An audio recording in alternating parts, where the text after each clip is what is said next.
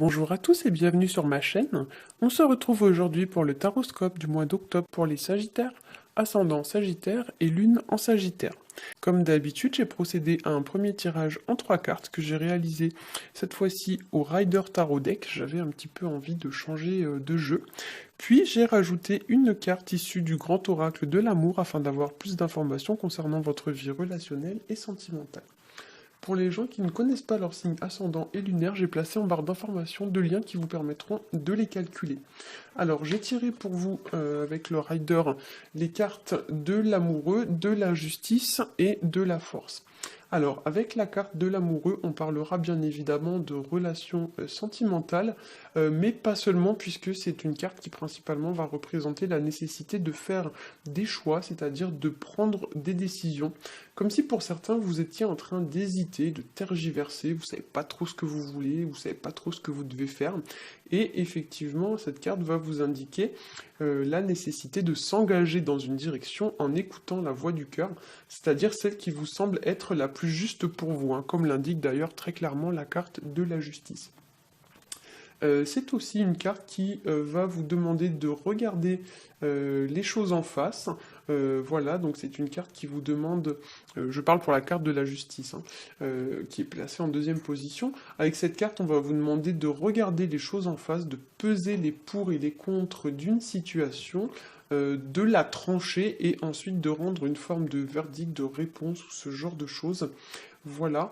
Avec la carte de l'amoureux, j'ai oublié de signifier que ça pourrait représenter aussi tout ce qui est lié aux autres. Donc souvent, c'est la carte qui représente les autres.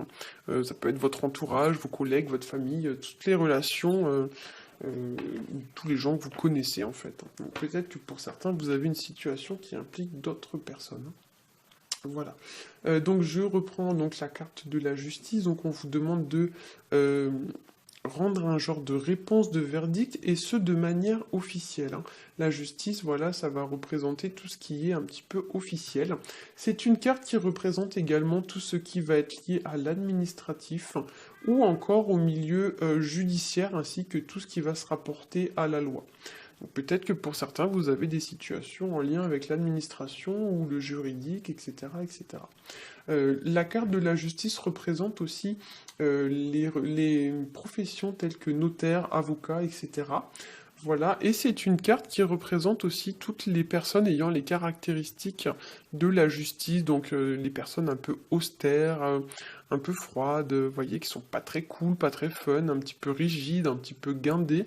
Donc peut-être que pour certains, voilà, vous allez être confronté à une personne, ou peut-être même que c'est vous qui êtes représenté par cette carte, mais il y a l'idée d'une personne, voilà, un petit peu austère, un petit peu froide, qui est pas très drôle, qui est pas très fun, hein. C'est pas forcément une carte avec laquelle on a envie de plaisanter, hein. Voilà. À noter quand même qu'avec la carte de la justice, on pourrait parler aussi de lever le voile sur une situation. On voit derrière la carte de la justice un voile qui est en train de se lever. Donc peut-être que pour l'instant, il y a des choses qui sont un petit peu cachées, comme l'indique un peu la carte des amoureux, hein, qu'on appelle aussi la carte des amants. C'est un peu l'idée qu'il y a des choses qui se font peut-être dans le dos, alors que ce soit vous ou alors peut-être c'est vous qui êtes impacté par une situation de ce genre, mais il y a l'idée peut-être que des choses se font dans le dos et il est nécessaire de lever le voile sur ce genre de situation. Voilà. En troisième position, j'ai tiré pour vous la carte de la force. C'est une carte qui nous demande de passer à l'action vis-à-vis d'une situation. Autant avec la carte de la justice, on est vraiment dans le fait de se poser, d'examiner la situation, de peser le pour et le contre, etc., de réfléchir un petit peu au verdict qu'on va rendre. Autant avec la force, là, on est plus dans l'action que dans la réflexion, hein. Là, on vous dit vraiment que maintenant, une fois que vous avez fait votre choix, votre réponse est faite, vous devez passer à l'action et faire appliquer les choses, hein. Donc là, c'est une carte, voilà, qui va vous demander de vous lancer, donc qui va vous demander de faire preuve de courage, de détermination, d'audace, et de vous jeter, entre guillemets, à l'eau, hein. C'est aussi une carte qui pourrait nous parler de tenir tête à quelqu'un, ou encore d'affronter quelqu'un, de faire preuve d'assurance, de ténacité, on met ses peurs de côté et on y va, hein. Voilà, même si on a un peu peur de pas réussir. Là, il faut imaginer quand même que la personne qui est sur la carte de la force, elle essaye de dompter le lion à main nue, hein. Donc, j'ai envie de vous dire, elle est obligée de mettre ses peurs de côté, hein, parce que sinon, forcément, elle va jamais réussir, hein. Avec la carte de la force, ça pourrait nous parler aussi dans certains cas un petit peu plus anecdotiques, voire plus extrêmes, de conflits, voire même de rapports de force, d'opposition, d'affrontements, de petites disputes, etc., etc.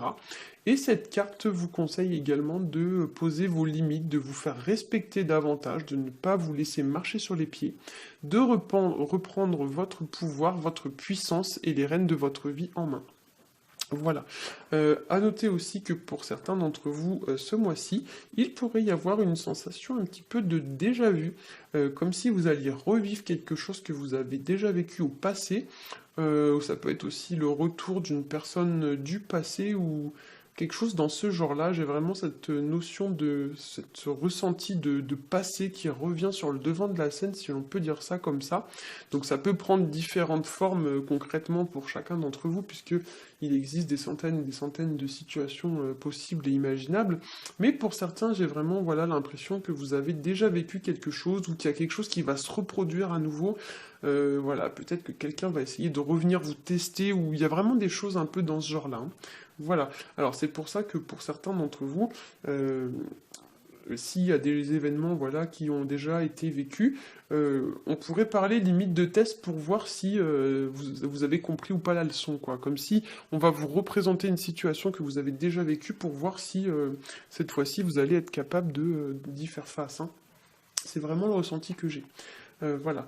C'est-à-dire que on va vous représenter la même situation et cette fois-ci vous serez obligé de prendre les bonnes décisions parce que au passé peut-être vous n'avez pas su prendre ces bonnes décisions.